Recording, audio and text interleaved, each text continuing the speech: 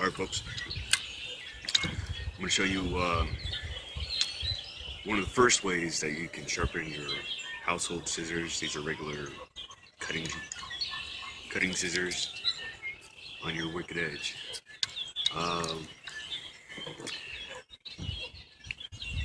Most scissors have a removable screw.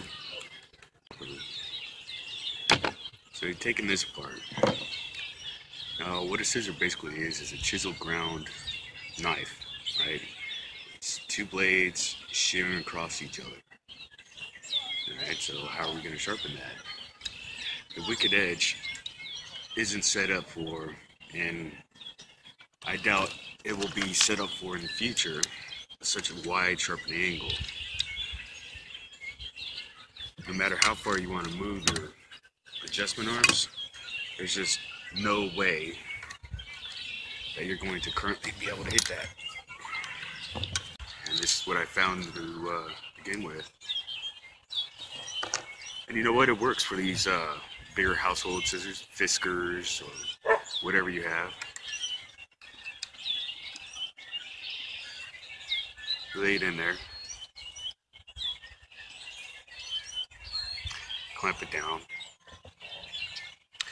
Like so. Now if you find that your scissors are too thin, or for whatever reason they're moving around too much, I've put a piece of scrap leather above the blade, and that's helped secure it. I put a piece of wood spacer, like a wood spacer behind the blade to help secure it. And that all works fine because it will start to move back and forth.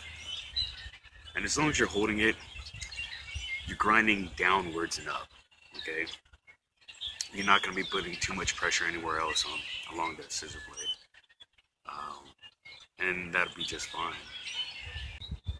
Okay, so mark the bevel. Whenever I'm finding the angle, I always use my 1800s. Just in case I'm off, it's not going to remove too much steel.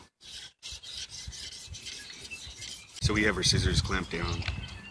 We have our angle adjusted where we want it. I'll go to my 100 grit stones. Start sharpening just up and down. Not putting any force back against the blade unless I'm going to be supporting it by its handle. We have a new edge going across the scissor.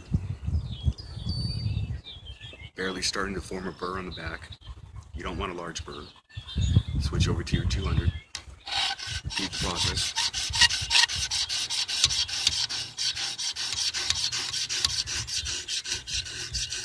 Okay, there's a small burr going all the way across the edge. Grab our key.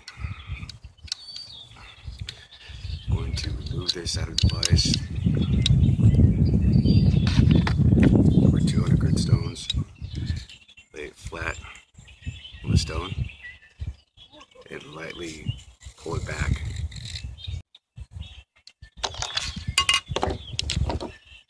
The last stone I'm going to be using is a 400 grit.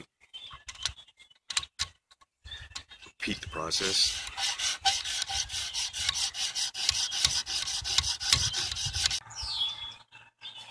Okay, there's a very small burr. And that's all we're going to do.